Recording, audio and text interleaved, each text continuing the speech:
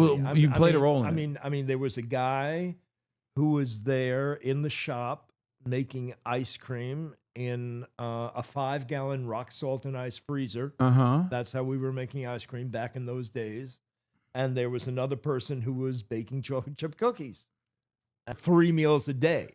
You know, one meal a day is okay. I mean, I once worked on this caloric daily intake thing where, you know, if you only substitute a pint of ice cream for 1 meal a day, Mm-hmm.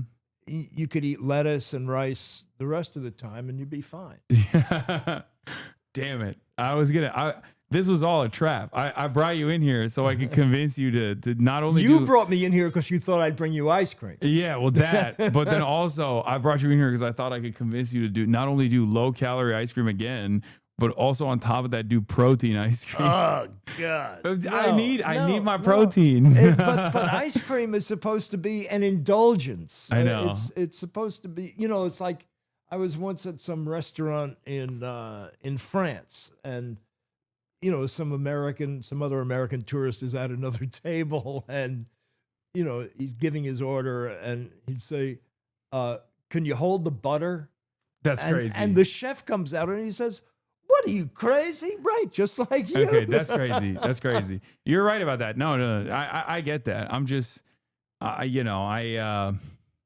like to put protein into every meal that I have because I need a lot of protein. All right. I'm a big boy. Shake it on the top. Use protein sprinkles. Okay. That's what I'm gonna do. Where instead of convincing you, it seems you're an immovable object. That's correct. On this is no, and I'm not into tuna fish ice cream. I'm not into chicken ice cream. I'm not into any of those savory ice cream things. No, I would never. That's that's a bridge too far. That's a bridge too far for sure. But it's just. I mean, protein. You know, that's close to chicken. You can make it. You can make sweet protein. A lot of the protein is sweet. You put a little bit of whey in there. Okay, ice cream sandwiches. Best version of consumption, I think. What do you think? Well, I'll tell you my secret pleasure at night. Okay. It's mostly good after, you know, between 10 p.m. and 1 a.m. Vanilla ice cream on wheat thins. Oh, wow. Open faced.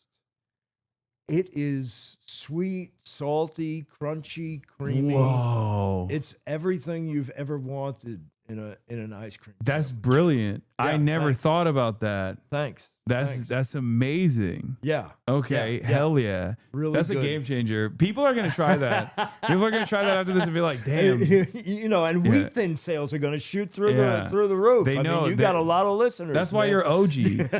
Okay. Is it, I don't know if this is like asking you to pick through who's your favorite children, but like, do you have a favorite flavor of Ben and Jerry's?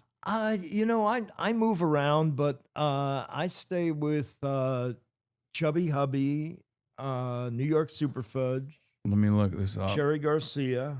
Yeah, people were saying Cherry Garcia. They like that. You know, there's also this thick mint that has this really large, thick chocolate disc on the top of what they call chocolate ganache, I believe.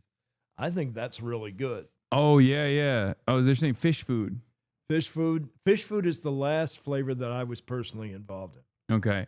I will say, I think chocolate chip cookie dough on top forever.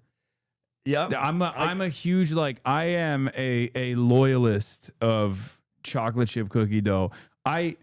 It's because when I was younger, I think my parent, I loved eating chocolate chip cookie dough, and my parents told me, I don't know if it was a lie or not, but they were like, oh, you'll get worms or something if you eat the cookie dough. And I still ate it. Good work. I would still go in the fridge and I just eat the chocolate chip cookie dough. I even prefer it almost to like a cookie. I love a chewy cookie, but chewy chocolate chip cookie, but cookie dough is my thing.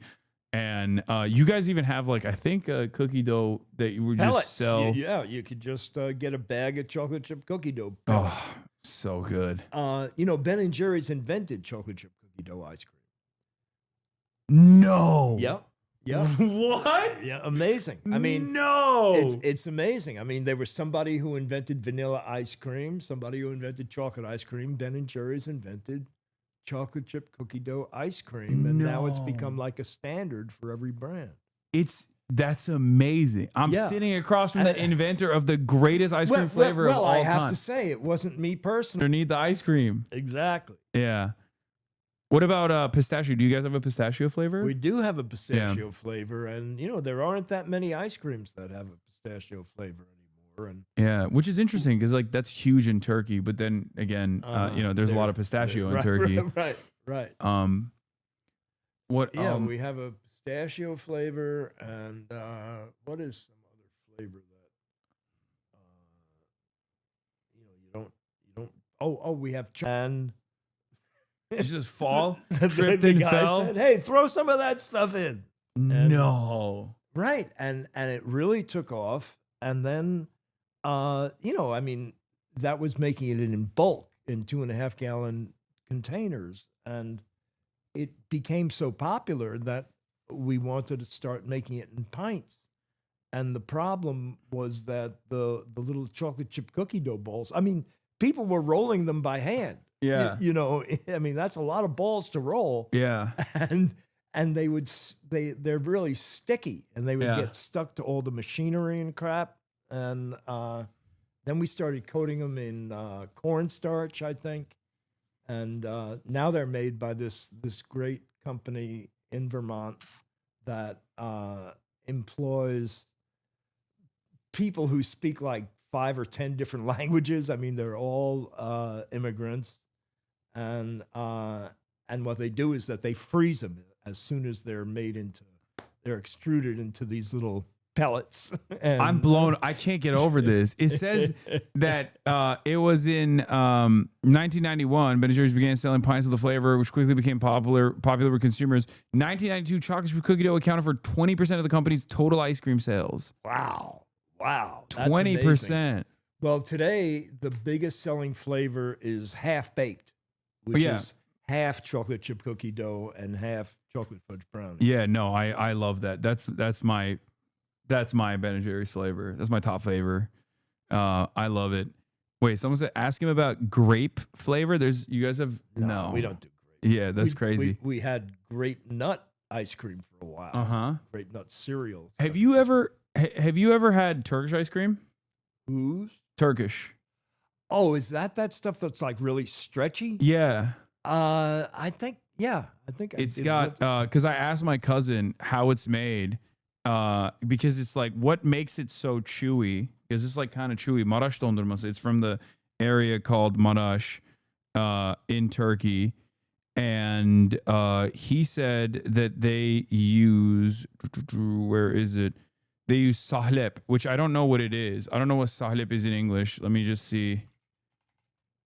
Sahlep powder. I guess maybe it's the same thing. Yeah, is a warm milky drink popular in the Middle East and Turkey. Flour made from the tubers of the orchid genus Orchis. Huh. That's what makes it like, because I initially thought it was like mastic.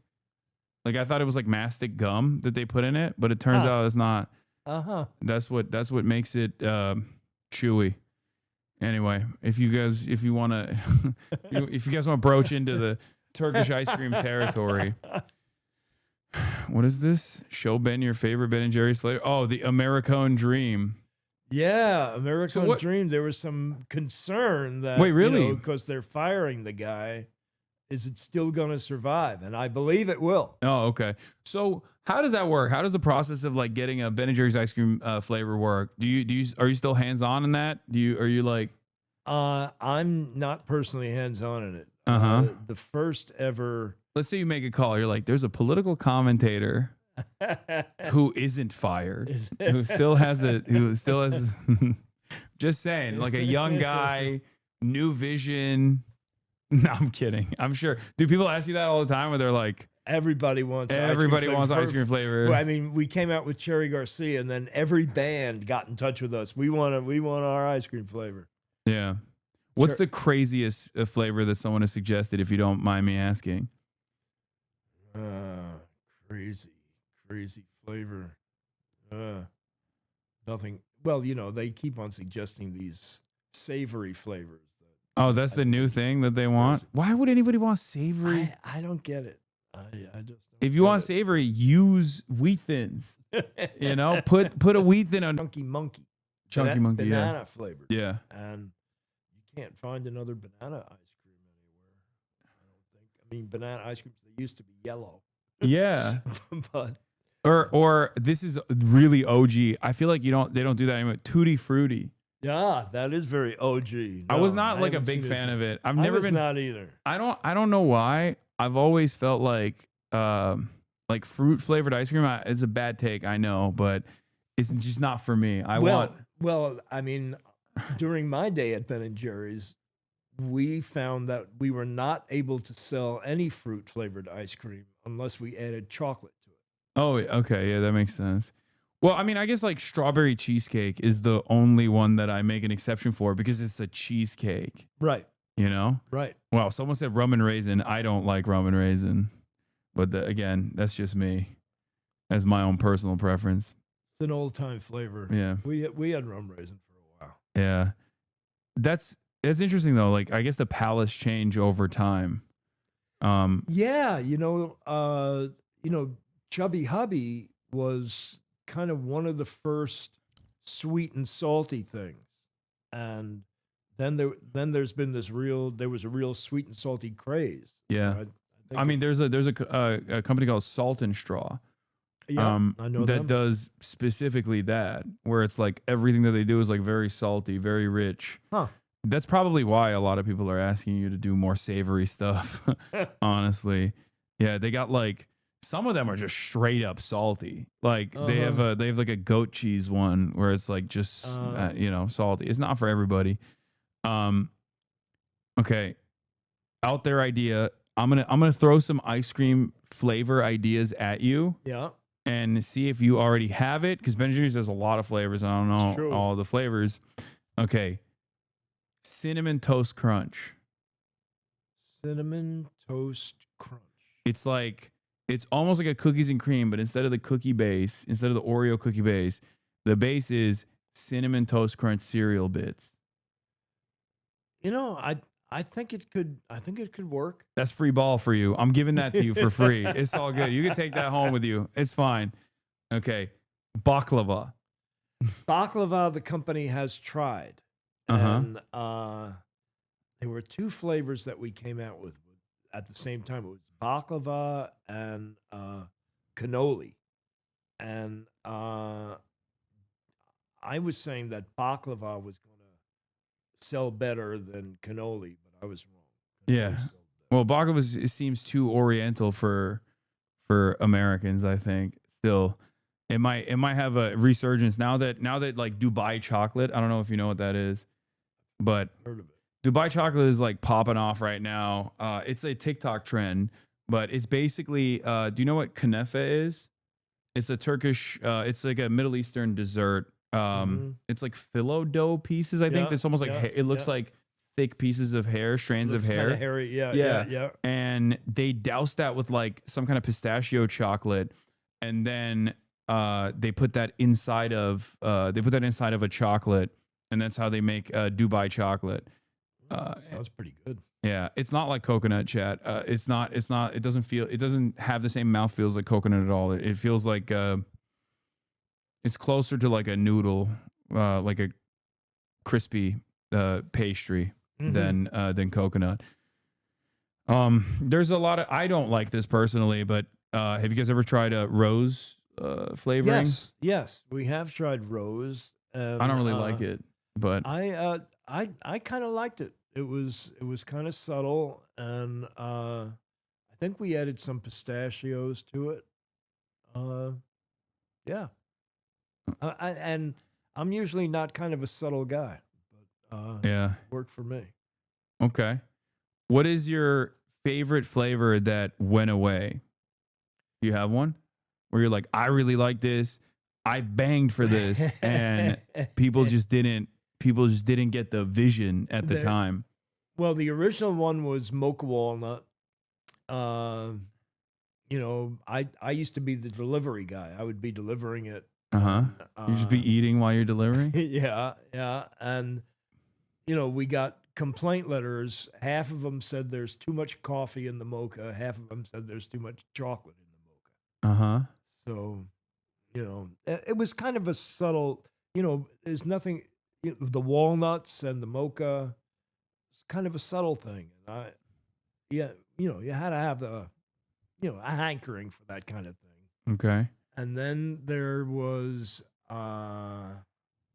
coffee almond fudge, which I thought was a great flavor, no longer around, and coconut almond fudge. So Another you're a great fan of you're a fan of the nuts in the ice cream. Yeah, well, you know, you might have heard that I don't have that much of a sense of taste. Oh, I have not heard that. It might have been considered, you know, a problem for an ice cream man, but we turned it into an advantage. So you know, when you don't have much of a sense of taste, You go for texture. correct. That's Yeah. exactly it. No, texture is very important. Right. I agree. I think mouthfeel is a Mouthfeel, very I love it. very important aspect You of know, it. not that many people, Yeah. you know, use that word Yeah. aside from myself. Yeah. No, I love using that word. Yeah, Um, mouthfeel. yeah. It's a subcategory of the sense of touch. My chatters mate churn out the votes. Socialist woke bet. All Is, right. Yeah. I mean, I'm just, no pressure. No pressure. I'm just, oh yeah. As far as like a chicken as dessert, tavuk göğsü, which means chicken breast, is a Turkish chicken dessert. It's made with literally chicken breast. Really? It's got a crazy mouthfeel, and it's not even remotely savory at all. It's really interesting. Huh. But yeah, that's another one. There was one more thing I wanted to ask you as far as flavors goes. So I gave you cinnamon toast crunch ice cream. What else? What else could there be? Chat, do you have any that I haven't thought about? Oh, bacon and maple. That could work. I could definitely understand that. Yeah, that was another one. Oh, people are saying Vegemite. Ugh. Oh no. Ugh. Yeah. No. Okay. Well, what do you think about the so you don't like the protein ice cream? No, You're not in favor of it. no. Ice cream should be ice cream. Okay, what do you think about like the Greek yogurt shops that they have now where it's like you can just like put a bunch of stuff on it. What's your you've been to one of these places, I assume, where you go to like a frozen yogurt shop Yeah. and they have all these toppings that you put and I then think they it's weigh great. it. Yeah, I like it. What I is mean, a what's a the what's problem a is no-no? that the cups are too damn big, and when Yeah. you go to check out, it's like $20. Yeah. No, that's how they get you. Yeah. So what's a no-no for you in terms of toppings? Let's say you're Gummy bears. I think this gummy shit Yes. is really ridiculous. Yes. That's why I asked you, because someone was suggesting gummy bears. No. Gummy bears, I love gummy bears. Not on ice cream. They get cold and hard. they get hard Yeah. and it changes like the mouthfeel of it all. Right. It's not gummy anymore. Yeah, it's not It's not good like on ice cream. A jujube. Yeah. Do you remember jujubes? No. No. These were like super hard gummy things. Uh-huh. They were like stale gummy things. Yeah, no, I don't like that, but I do like, as I've said before, the crumbled cookie toppings. I Yep. love. Yeah. Which another good ice cream flavor could be cookie butter, Cookie which I don't even know if you guys have already. butter. You've never had cookie butter? No. Oh, it's like Lotus Biscoffs. Like it's like little biscuits. They have a specific taste, Yeah. So you take and they turn that into butter like and yeah. and you make it into that taste. They basically turn that into like they take that cookie and they turn it into like spreadable, like a spreadable thing basically, and it's incredible. What, and you like spread it on bread? Yeah, you can spread it on bread. Or crackers. I just eat it straight off the. Straight. Yeah. Good. Ask me about red velvet. You know, I don't believe in red velvet. Well, I And- mean, and it's not. It's nothing. It's just food it's coloring. just red, right? Yeah. I agree. Okay, we're locked in on this. So yeah, red velvet believers, you're wrong. It's true. I don't know what it is. I still think it's different. In my mind, it tastes different, but I know it's not different.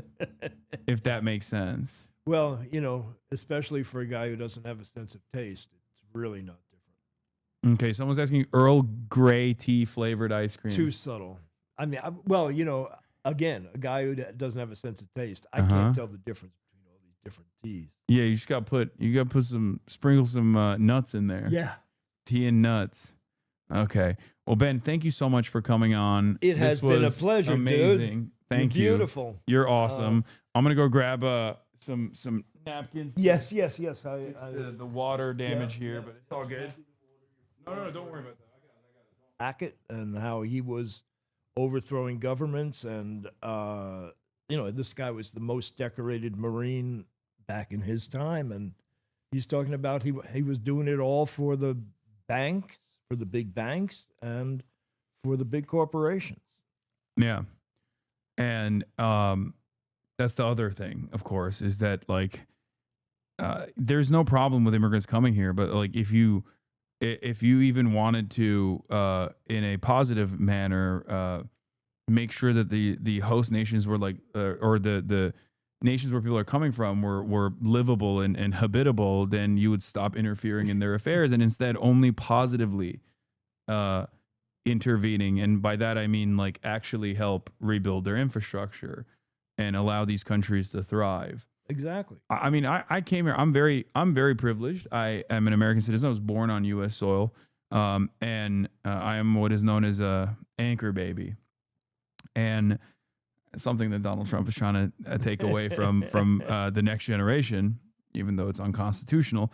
Anyway, and even with all of that fortune, even with all that privilege, I have family members that live in the United States of America beforehand as well. I had been to the United States of America. I learned English at an early age. I'm a native speaker, even though it's my second language. And I always thought like my own journey is to the United States of America. When I was at the age of 18, I came here for college. That journey was so easy in comparison to the treacherous trek that so many people have to engage in, where they leave their entire lives and their livelihood behind. They leave their culture behind. They leave their families behind in many instances just to make a dollar in the United States of America. So in spite of that privilege, there were still hardships that I experienced, loneliness and changing everything about how I lived and what I knew about the world when I came here to a totally different environment. So I always think about like how people who are far less fortunate than myself came here, and that's what gears me to advocate for migrants in general and the humanity of migrants in general, and to advocate for amnesty in general. Because like I just can't understand how people look at all that and think, no, these guys are actually here to destroy the country or something. Yeah, what I don't understand is what is the problem with immigrants? I mean, how are they making our lives any worse? I mean, yeah. I don't.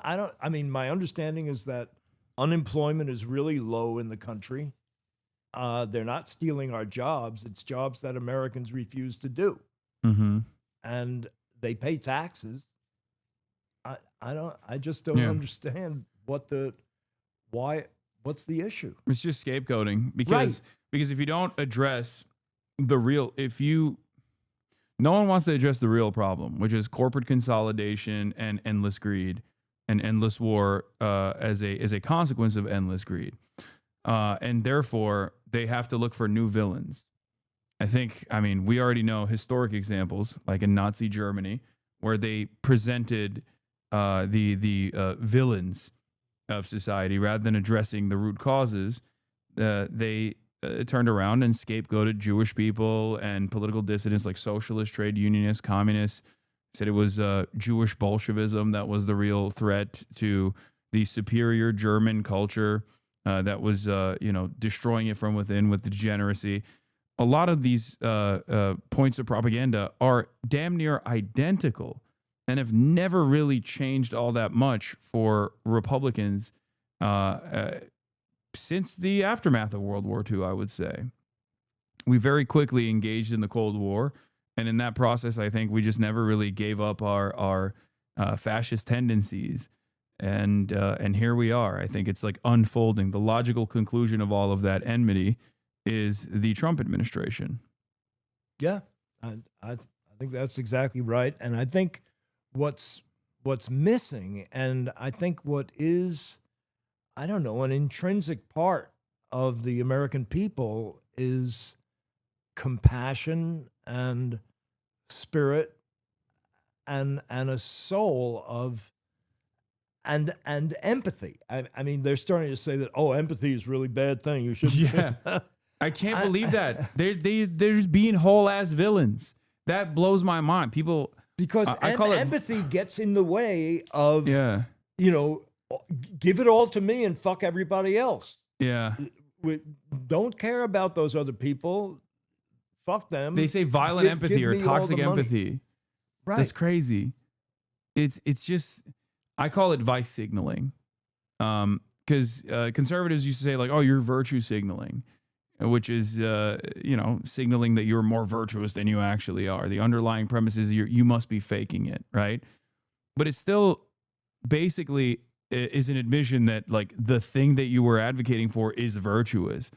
Nowadays, I think conservatives are vice signaling, where they say things like suicidal empathy or toxic empathy, and actively push for toxicity, actively push for more violence and more harm to others. It turns into this incredibly weird, immoral proposition that they're running off of, which is like being a bad person is actually a virtuous thing. It's a good thing. Right. And I don't understand how people don't see it. That's the horrible part. I mean, I think that most people believe that there is some kind of spiritual aspect to our lives. As you give, you receive. As you help others, you're helped in return. And it's the same for countries. As you give, you receive. As you help others, you're helped in return. I mean, the major way that the U.S. interacts with the world, especially now that, Trump has cut off, the measly aid that we used to give out. Yeah. The major way we interact with the world is at the point of a gun. Yeah. 800 military bases all over the world. Yeah. Absolutely. Okay. I'm gonna switch because you've been here for a while now. I want to take up more of your time, and thank you so much for coming on. My pleasure. This has been a wonderful conversation. We got to switch gears and talk about ice cream. Oh, all right. That sounds like fun. I'm a huge ice cream fan. Thank you. Thank you for consuming. Oh, sorry about that. Don't worry about it. It's all good. Watering your floor. Yeah. I'll grab some. I'll grab some paper. Yeah, make sure none of your stuff gets wet. So, I'm a major ice cream fan. I love ice cream sandwiches. What do you think about? Because I know Ben and Jerry's did like low calorie ice cream for a little bit. I don't know if you guys still do it. Yeah, I think that was a passing fancy. Yeah, it was so it's forced on us by our corporate parents. So you're not on board with that. What do you think about all of the protein infusion with like there's this like new wave of all forms of like treats being all forms of treats having like a lot of protein. You don't believe it? Oh no. I believe a treat should be a treat. Okay. I believe ice cream should be rich, creamy. I think it should be, that there should be calories to it. There should be butterfat in it. You're just not supposed to make it your meal for. All right, that was Ben Cohen of Ben and Jerry's, ladies and gentlemen. Incredible guest. I hope you guys enjoyed that. I certainly did. Great honor to have him over.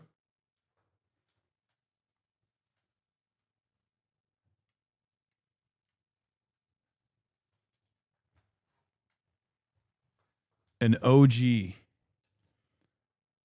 He hasn't left yet. He's just using the bathroom. But probably one of the cooler. Yes, he's coming back. Don't worry. His bag is still here. And so is his cool and heat cream Lycodane. Lidocaine, not Lycodane.